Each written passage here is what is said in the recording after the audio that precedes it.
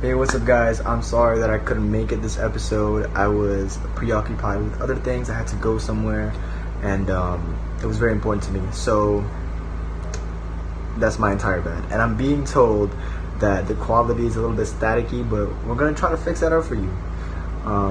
But yeah, I hope you guys enjoy this episode. And 3, 2, 1. And we are recording. Welcome to the show, Bianca. Thank you so much, Ronel, for inviting me. It's a pleasure being here, and I'm excited. Definitely. So are we. This is definitely an honor for the show, especially to have the great Bianca. No, that's too much. But thank you. Thank you. I'm excited to be here, and congratulations on this podcast. Thank you.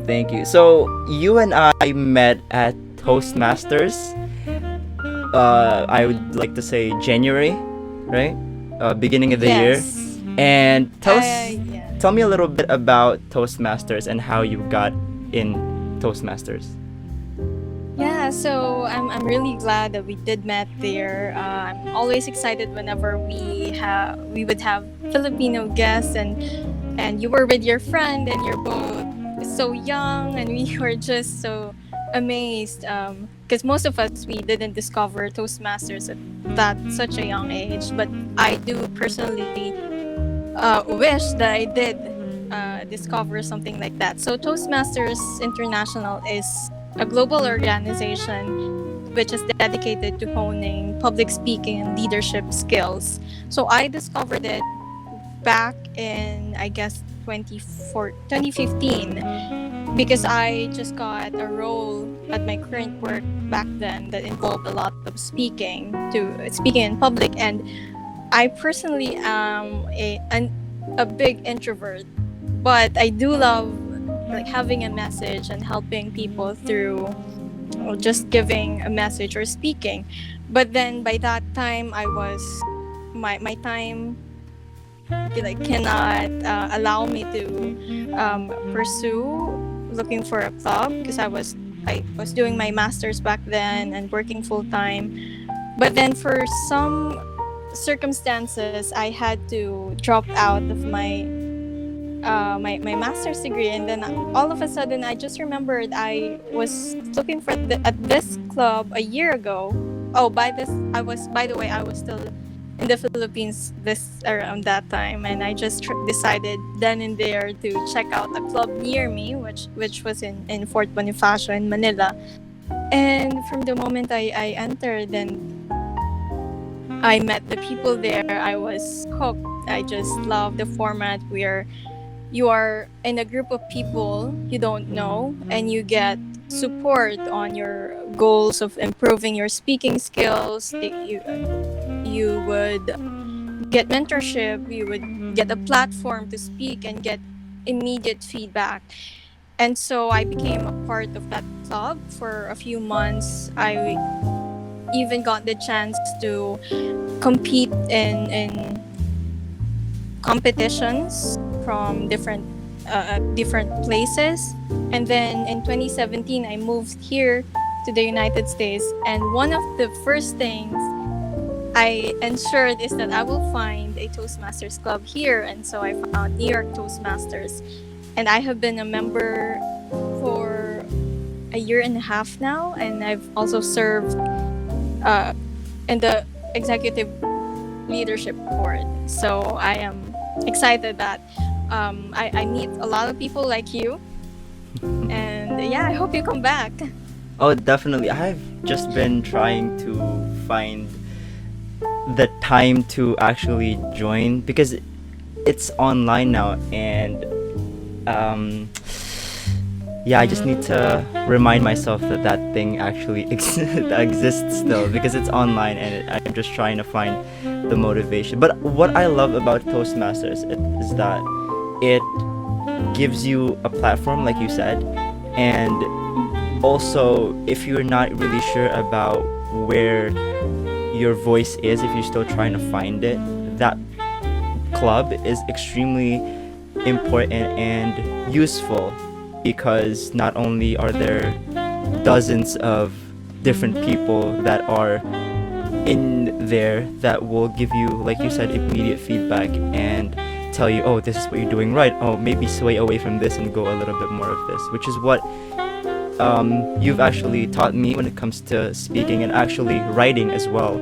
And speaking of writing, you, Miss Bianca, have taken a couple of projects now, and you're actually featured in Medium. You have an article in Medium that I've also read. It was on why perfectionism doesn't exist for writers, right? And Oh, right. and my question for you is, what got you into writing? Yes, that's a good question. So I have a Medium profile, and I also write for some publications occasionally. I wish I'm doing it more, so that's a personal frustration as well for me, but I'm trying. Well, the thing is, I've always written when I was young. I remember at some point I even tried to write a novel, and I literally stitched the notebook. I I wrote it by hand, and when I was in first year high school, I won a story making contest. But I never really paid attention to it. My grandfather is a great writer. He's a great poet. But I never really paid attention to it because ever since I was young, I have been pursuing my mother's dream, which at some point also became my dream, which was to be in the healthcare industry. And so that's what I did. Why I is that became- such a typical Filipino route to I take? know, right? So if you I'm don't, sure you understand that. yeah, definitely. I've talked to a couple of Filipinos, and every time they're like, "Oh, singing wasn't my passion." Well, singing is my passion, but then I kind of swayed away from it because I wanted to be a nurse, and then they were like, "Oh, my mother wanted me to be a nurse," and that is such a Yeah. It's So that's what happened. yeah. Yeah, so that's what happened to me. But for some reason, 4 years later, I woke up with this degree, but then when I started working, I just felt miserable. And then I had this opportunity to work in a law firm in the city because I'm from the province. So it was a big risk for me. I left home, I left my small town, and I took this job that I didn't have the background for.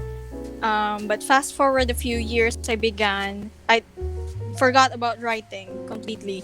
But then I began volunteering for an animal welfare group in the Philippines. And then one time, they called for volunteer bloggers to cover an event that we were participating in.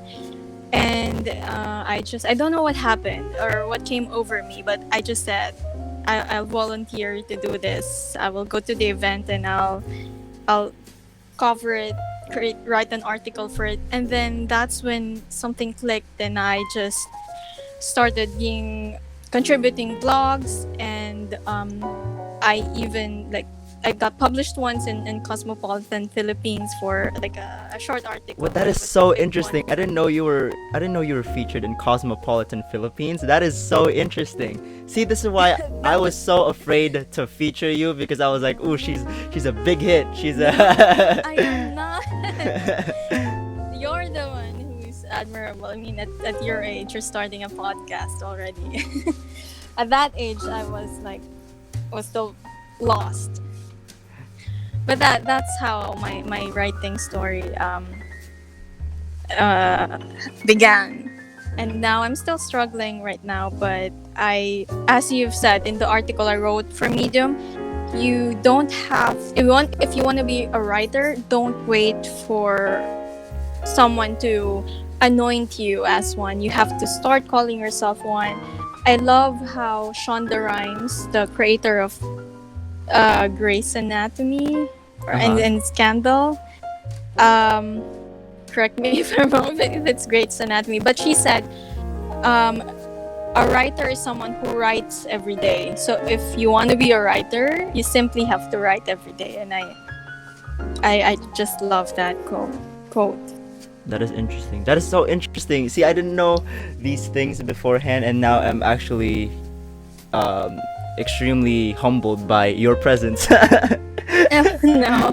And I think I actually forgot about that for a while, which which one, the reminds cosmopolitan me feature? like I got published in this, which reminds me that how important it is to document your successes. I mean, your challenges as well, because there will be times where we would all feel frustrated. We would feel, when, especially when we're comparing ourselves to others, Oh, like we definitely. would feel inadequate. So if you document those successes, you can go back to them and remind yourself that you've done this, and all you have to do is replicate that Mhm. success.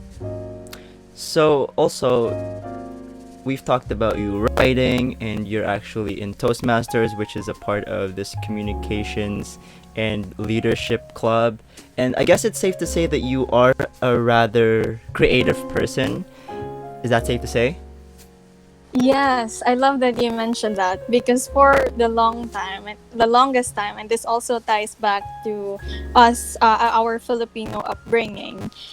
For the longest time, when I was, I guess, about your age and my early 20s, I was trying to be like an intellectual. Like I was doing my master's. I want to be in the, I want to get a PhD in the healthcare industry. But then I realized it wasn't for me. And then the more I discovered my passions, the more I realized, oh, I'm a creative. I'm not, which which I think is also an intellectual. But it. I mean, I think academic is the better word. Yeah. But I'm a creative rather than an academic. So going back to all of these things, what can you say makes creativity and more so getting in touch with your creative side important?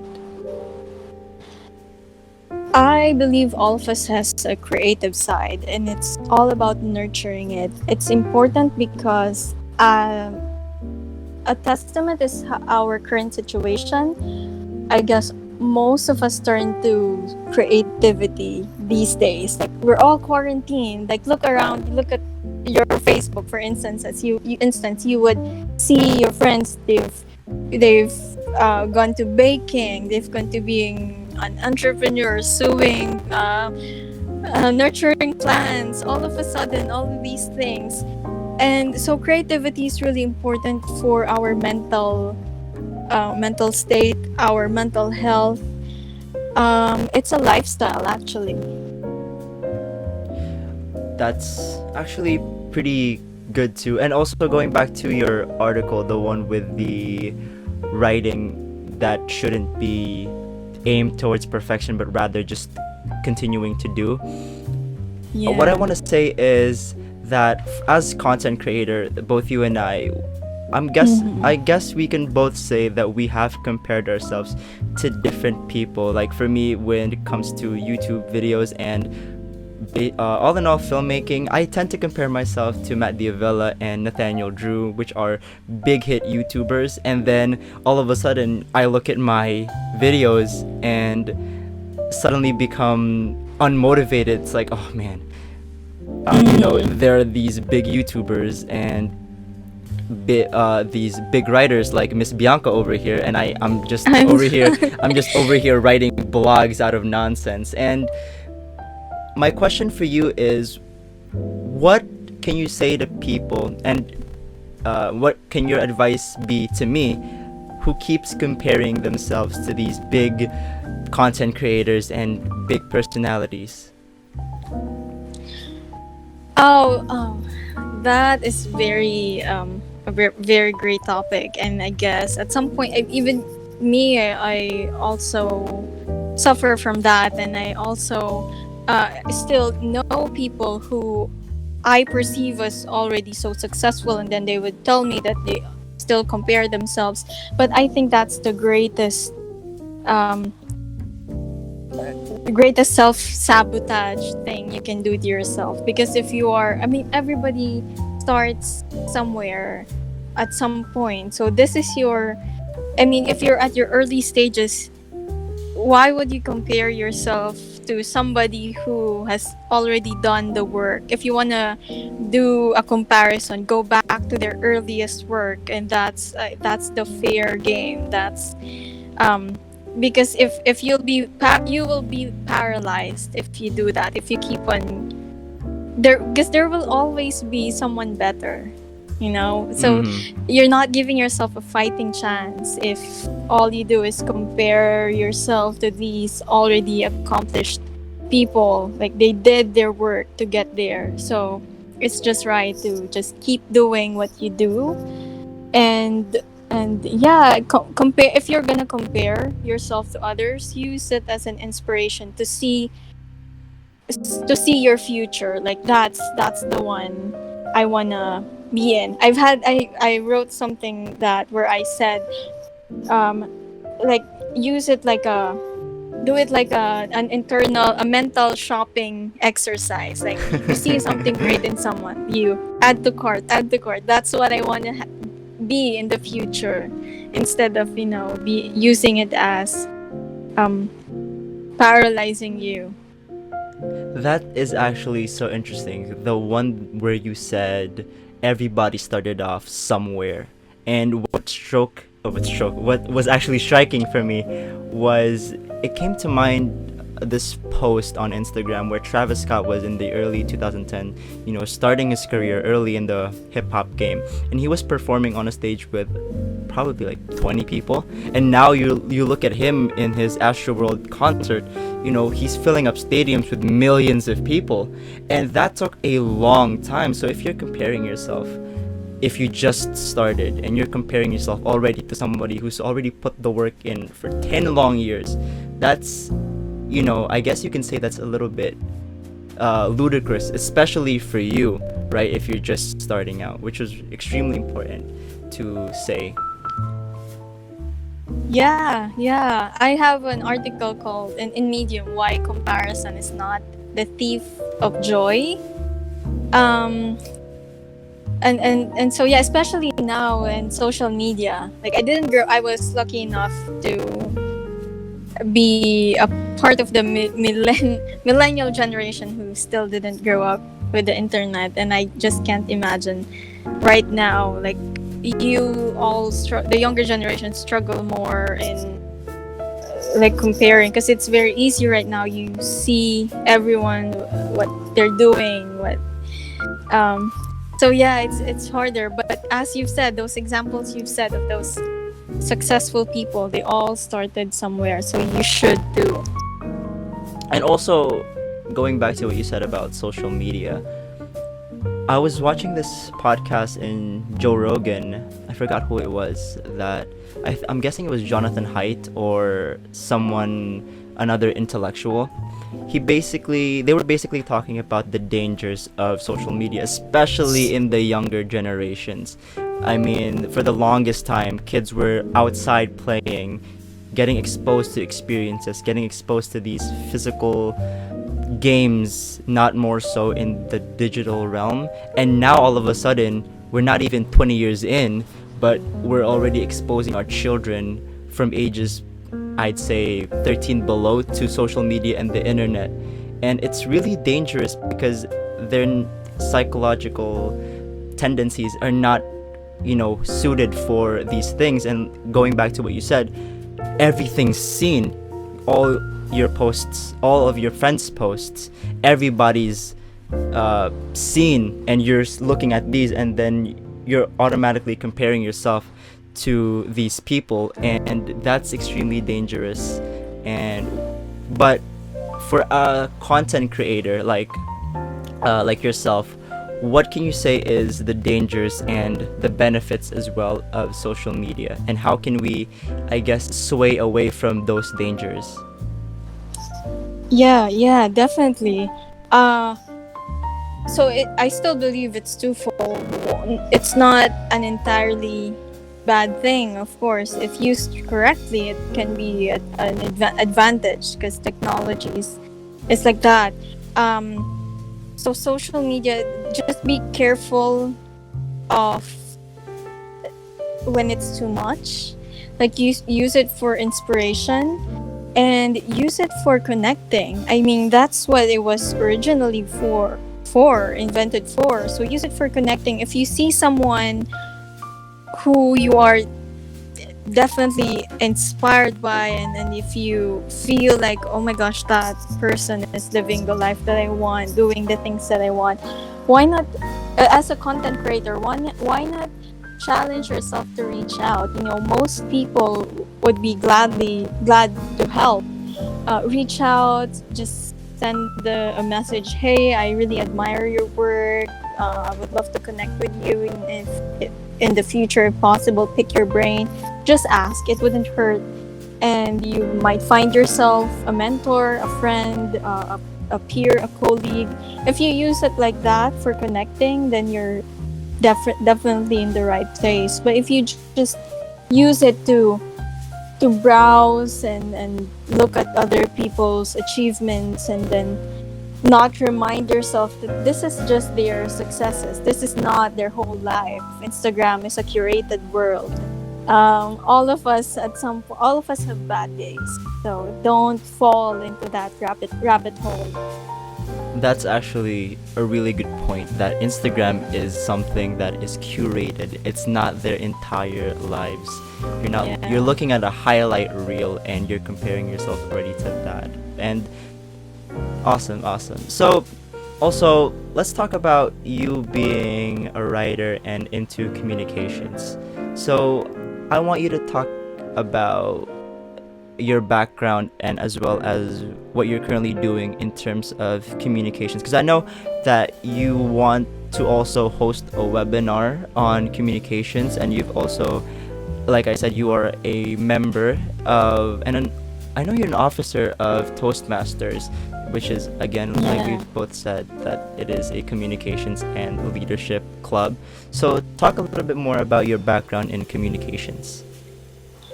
Oh, thank you. Thank you so much for mentioning that. So my background in communications is something more that I get from experience. Although I did took up a lot of some short-term classes.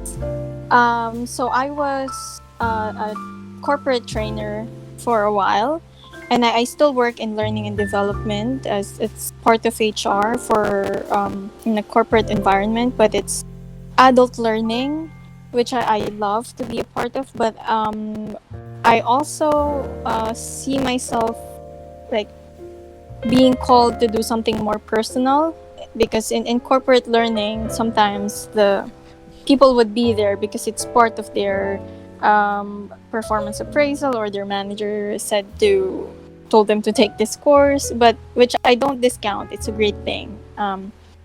But I also work with individuals and sometimes nonprofits to coach them on their communication skills.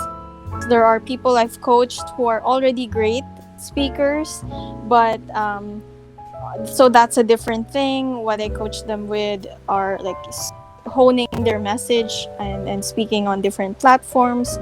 For some people, their main thing is their fear of being seen, their fear of just coming onto the stage, which I also love dealing with because I've been there. As I've mentioned, I'm an introvert, and what I want to tell people is you don't have to be an extrovert to be a great speaker.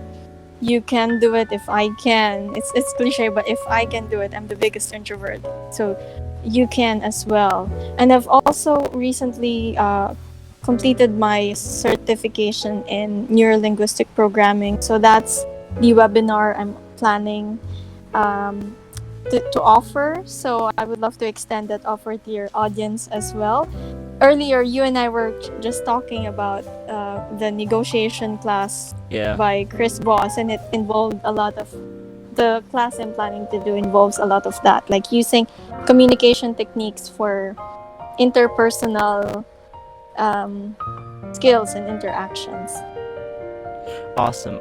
So also, since we're talking also about communication, let's stay on the topic of communications real quick, because I remember in Toastmasters you were competing in the prepared speeches, and I just remember this. And you, like you were saying, you were an introvert, and then all of a sudden I see this person who's really enthusiastic when it comes to communicating, to speaking out, and you performing in front of dozens of people. My question to you is, how did you find yourself, in the past being a complete introvert, to finding your voice and then expressing that voice out freely? Well, for me, what I've always been, I like even back in college, I love speaking when I get the chance, but it's never for like my intention is I wanna convey my message. I wanna inspire people. It's never, it never came from the intention of I wanna be popular, like I want to be in the spotlight. So that really helped me even when I became a trainer, a corporate trainer at my previous job, which I guess not a lot of people expected because they thought I am an introvert. What helped me as always, and even with my speaking in different platforms, is that I would tell myself, this is not about me, this is about my message. The audience is there. They are allies, or they're not gonna attack me with pitchforks. They are here to support me, and that's why Toastmasters is important, because for me, because it provided a supportive environment.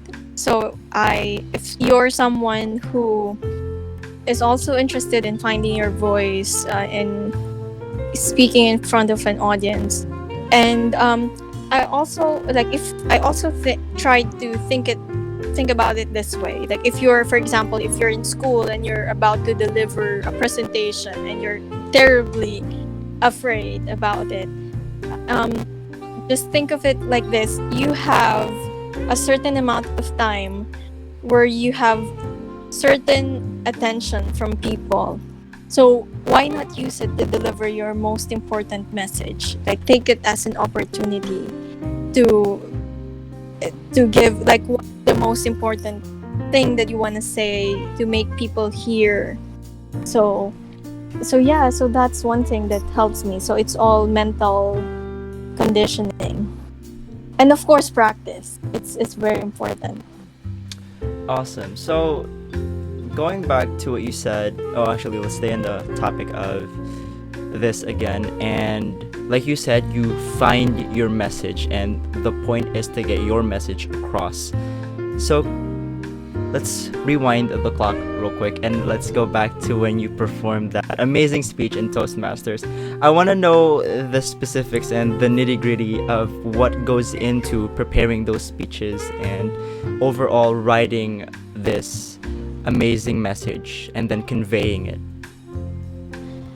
So what Ronel was talking about is I participated a few months ago in the Prepared International Speaking Contest at my club. So it's where members of Toastmasters prepare speeches, and then so it's a competition with judges and all. So for me, I know it's different for everyone, no matter what the platform is. But for me, being a writer, I love words. So I love writing them down. I love writing my speeches and memorizing them word for word as much as possible. And because it's such a there's a time limit, so it's 7 minutes and 30 seconds. And this is an important thing as well. If you're interested in speaking, the shorter your time to speak is, the longer you'd have to prepare, because your time is valuable. Like you have to make sure that every second counts. Every second is directed towards you just giving your message. And so I think my title was An Uphill Battle, which was actually a speech about climbing. When I climbed my first mountain, and then I just related it to the metaphorical mountains I have conquered in my life. So it's a double message. And so I prepared, but I was the last one to speak that day, and I hated being the last one to speak. And so Hey, they gotta save at the some best point, for last. You feel me? I lost my at some point I blanked out in front of when I was delivering the speech, but thankfully I recovered. And so yeah, what's important for me is writing and practicing. So you can't coach I have had a speaking coach before who told me winging it doesn't work. Like you really have to practice. And I've also had I've met people who have been speaking for more than 20 years, and I was amazed when I learned that they would still practice, like no matter how short their presentation is. Awesome. So, speaking of communications, I am also in this clique, I would like to say, of speakers, and a lot of the things and problems that I come across is this and and like these filler words. And my question is, how would you say remove these filler words from your speech? Because I mean, it happens to the best of us. We can't really erase it all in all, but how can you say we can I see how can you say we can subtract this from our speeches? Yeah, see the also that's also my struggle.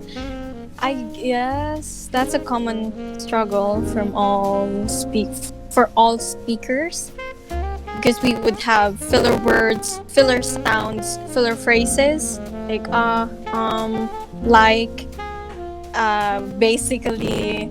So anything that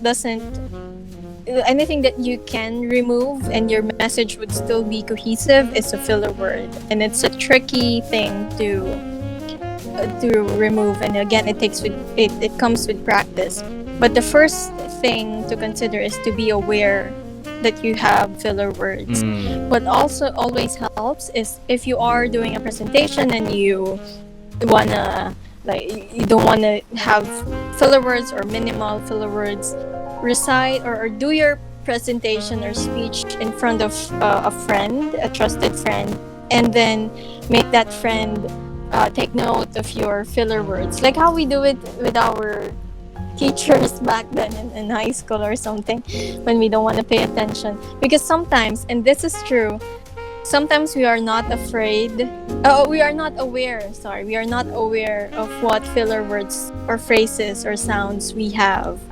So, and once you're aware that I didn't know I use like every other word.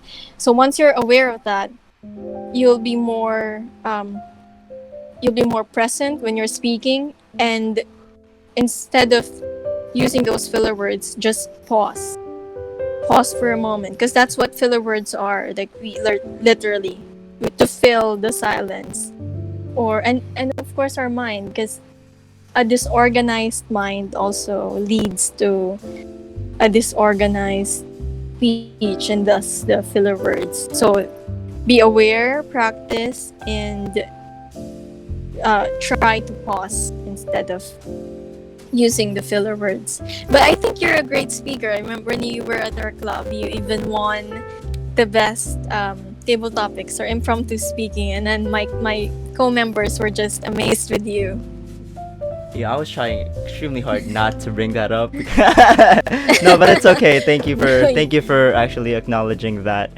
And what was going through my mind through that whole thing was just don't say don't say don't say don't say But also at the same time, I remember this I remember this idea from Tony Robbins.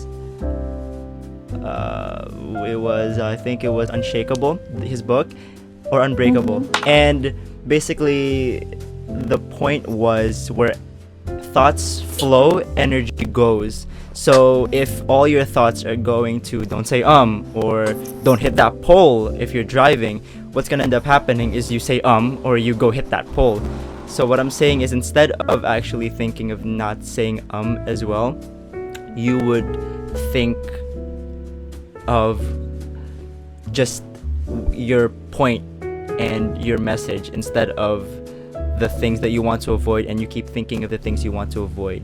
Because at the end of the day, if you keep thinking of the things you want to avoid, you end up crashing. And Yeah. also, man, I forgot the question I was gonna ask, but it was man, I blanked out real quick.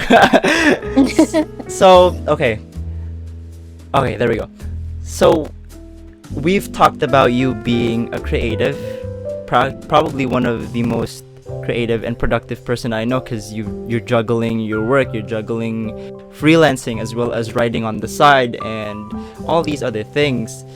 My question to you is, what may be your best creative work so far? Like, you made this and then it grew and then it was just like, this is the best thing I've ever done. Wow, that's a big question. That's a great one. I've never been asked that. First of all, before I answer that, when you said I am the most productive person, that, oh my gosh, I just spent the last 2 days sleeping, not being productive when I had to write an article. Hey, it happens to the best of us. It happens to the best of us.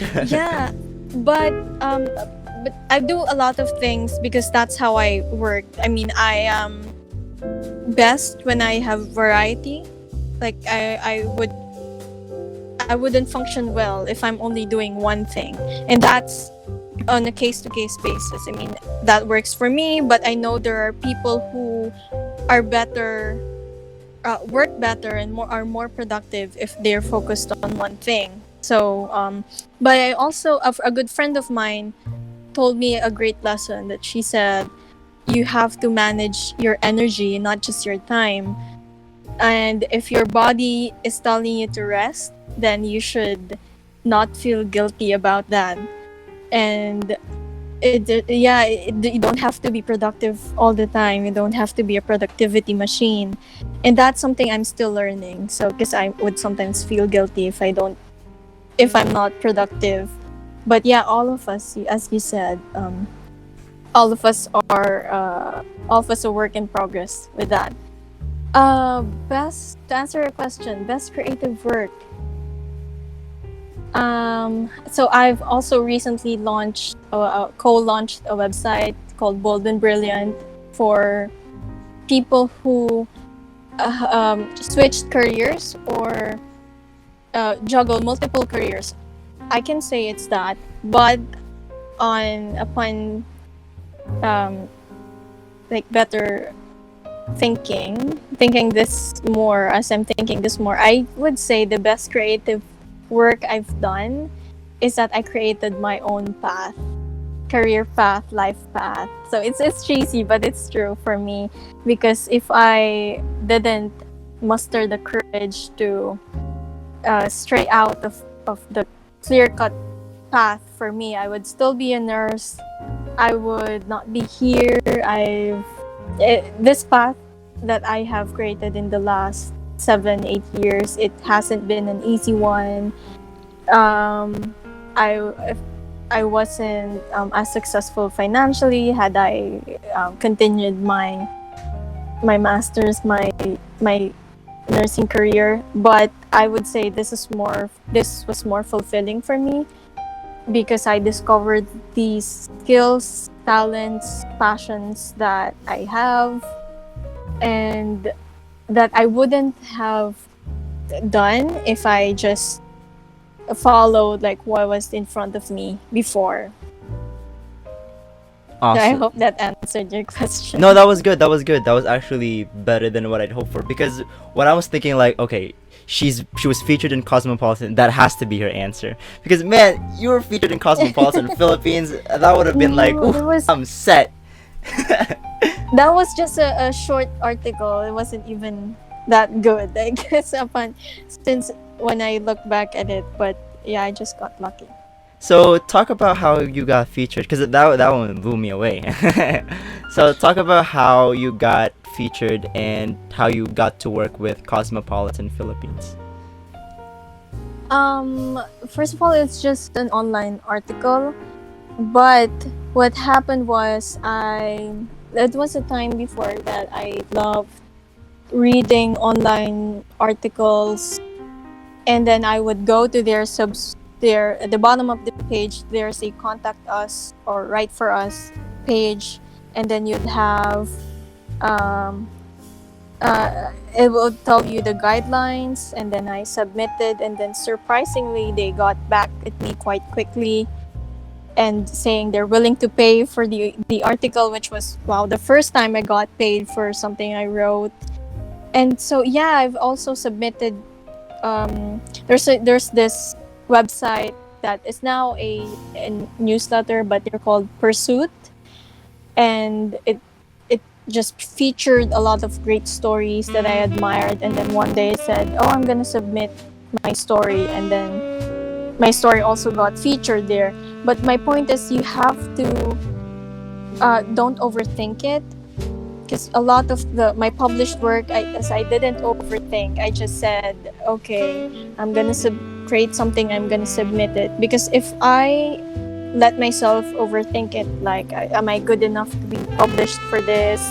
I wouldn't, like, it would never happen for me. So sometimes you just have to, sometimes being, naive or knowing less is better, because you just go ahead and try, and don't wait for an invitation.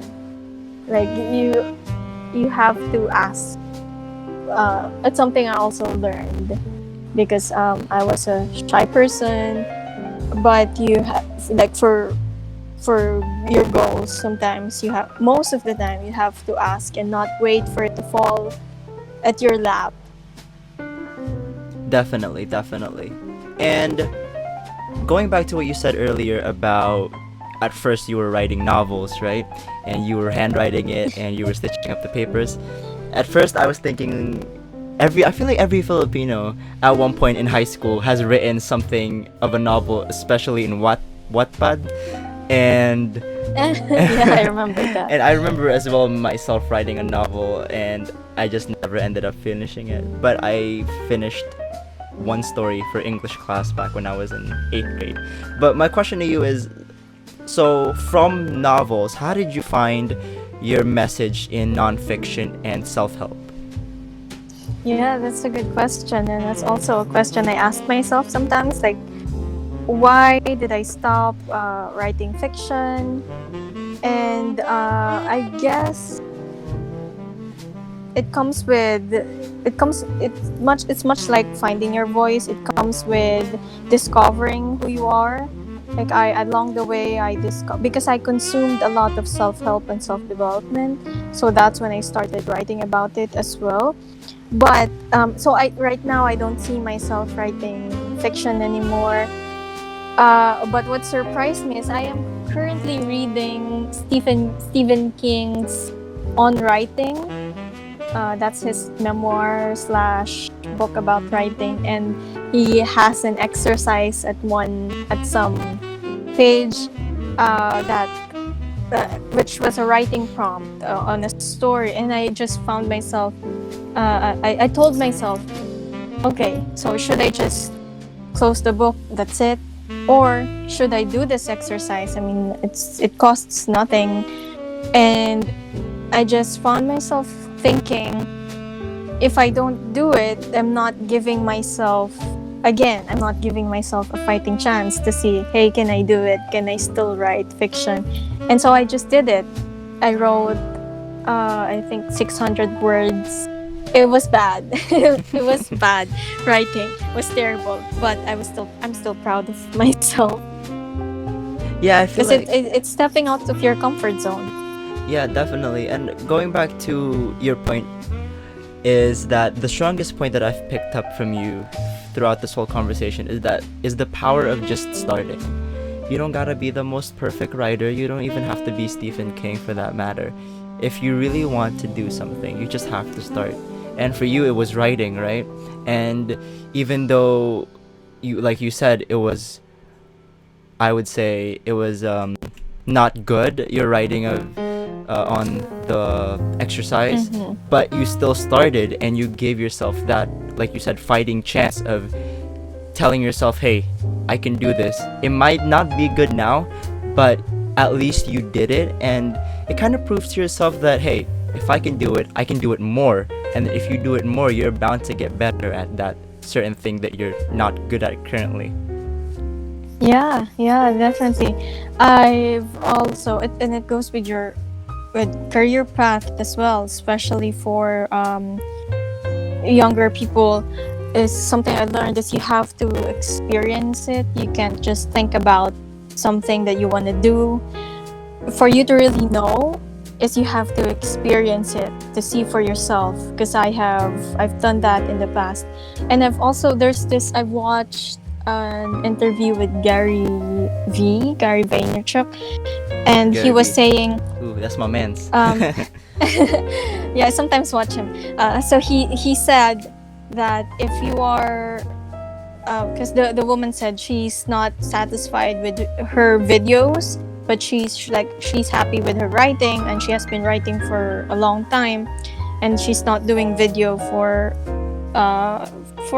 quite a while. But and then Gary said, why are you judging yourself for something that you don't do consistently? Like he said, of course you're good at writing because you've been doing it for a long time, and you're saying you're not good at creating videos, but you haven't been doing it for a long time. So it's also the same, going back to what you said about comparing. Like if you haven't put in the time to do your YouTube, grow your YouTube, or hone your skills, then don't judge yourself just yet.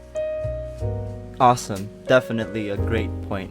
So, I feel like I've been seeing these outbreak of writers that just want to do things for the sake of money. I mean, I was looking at a video on how to write better, and about a couple of dozen videos and suggestions was just like how to write for money, and it was an extrinsic reward. And my question to you is, what do you think is the difference between an extrinsic and intrinsic motivator, and which one do you think is better?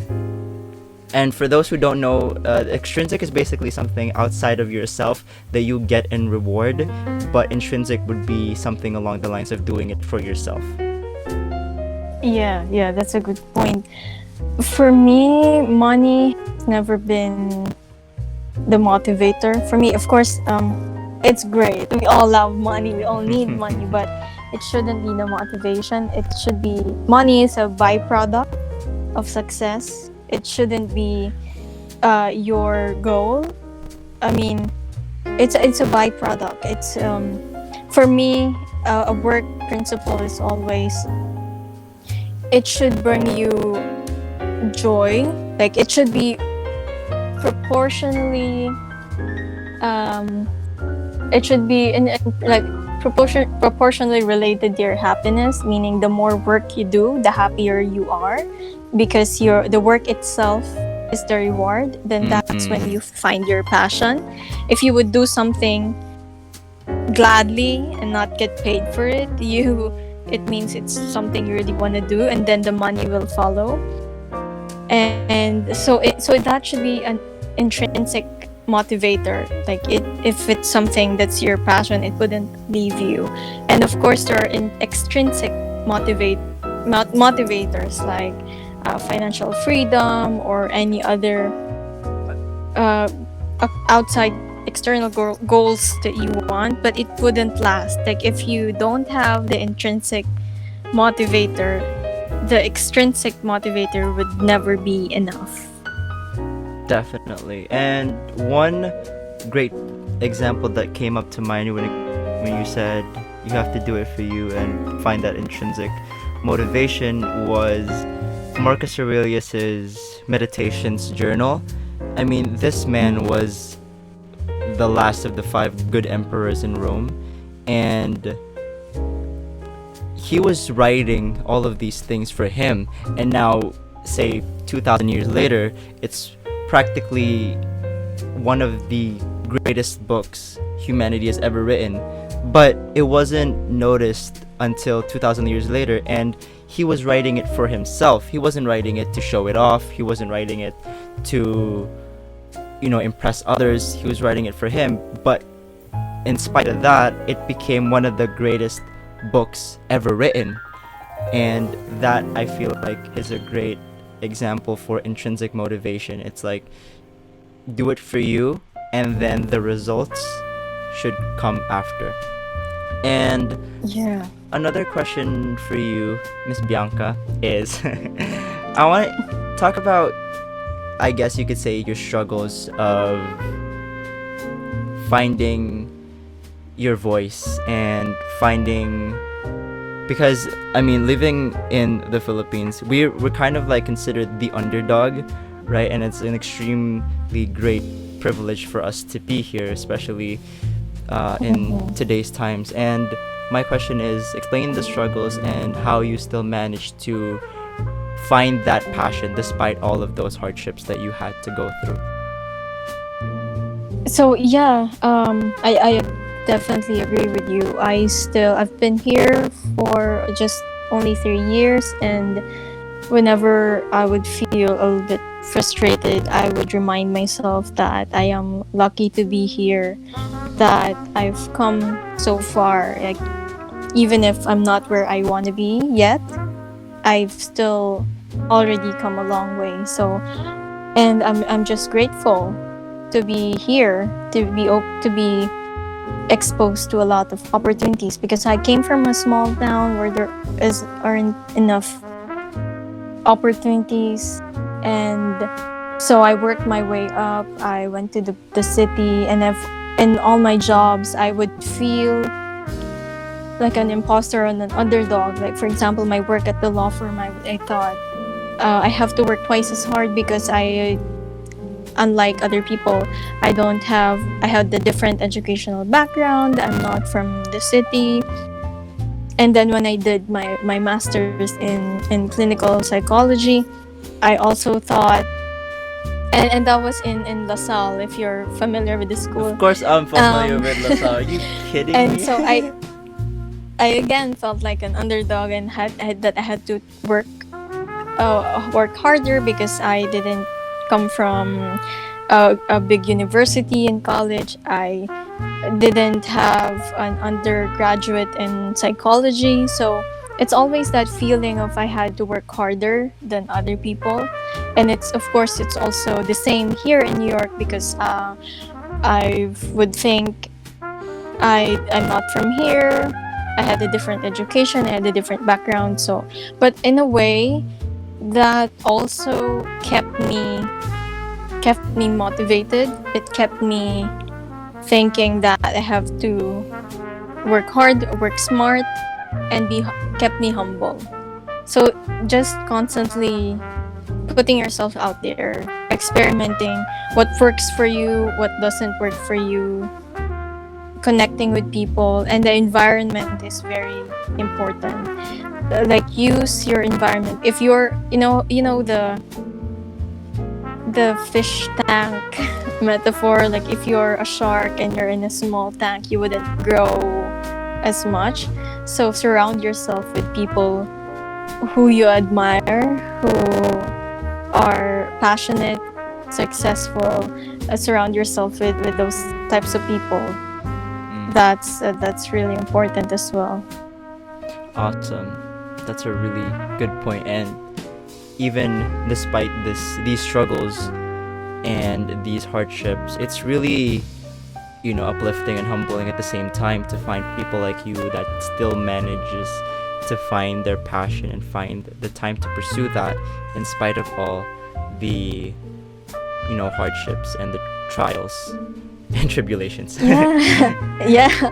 And another point is, this is also a lesson that I'm still learning myself, is to also be gentle with your progress, and just allow yourself to work at your own pace. So you don't always, as I've said, you don't always have to be as productive every day. Allow yourself to rest. Don't compare your pace with other people. Mm. Yeah, like And also, I feel like yeah. comparison can be a good thing. For example, with it comes to podcasting, because I want to learn more. So I watch these big podcasts like Matt Diavella's The Ground Up Show, Joe Rogan's podcast. But it's not to compare myself, but rather, they're big podcasts. How can I incorporate what's with them in this one? And I feel like you've also done that with, I guess you could say, with Stephen King's On Writing. And you pick up, it's sort of like picking their brains. It's not necessarily comparing yourself like, oh, how come they're bigger than me? It's something like that. No, it's more so you're learning from these big personalities, which coincides with the book Ego is the Enemy by Ryan Holiday. It's one of the greatest ideas that I've picked up from that book is always stay a student. No matter what field you're in, always enter that with a student mindset. And that's really what I'm also getting from you. And lastly, my question for you is, tell us where you're headed now and where can we find you in social media? Yeah. I just I like what everything you said. Success leaves clues, so you have to follow successful people, not to compare, but to like get these clues from them, so as to influence what your next step also should be. And yeah, be an eternal student. Classes are never dismissed if you're an eternal learner. That's actually So that's powerful. Classes are never dismissed if you're an eternal Yeah. student. It's really good. It's really good. So thank you for the invite. You can find me on Instagram at brilliantly_Bianca. I have a website, biancamagbujos.com, but it's also linked to my Instagram. The website I co-founded is boldandbrilliantlife.com. I am just only on Instagram, Facebook, and those websites. So feel free to connect. And it has been an extreme honor for us here in When the Bell Rings podcast. And I will link all of her socials and all her sites down in the description below, as well as mine and Farrel's. Excuse us because Farrel's not here. My co-host isn't here. My man's is at church right now, and he's trying to get his holy on. And that should be it for today's podcast episode of When the Bell Rings. We'll see you guys in the next one. Thank you again, Miss Bianca. Thank you so much. I know we haven't been in touch, and I know we're both on the roughest patch. Please hold on, wherever you may be.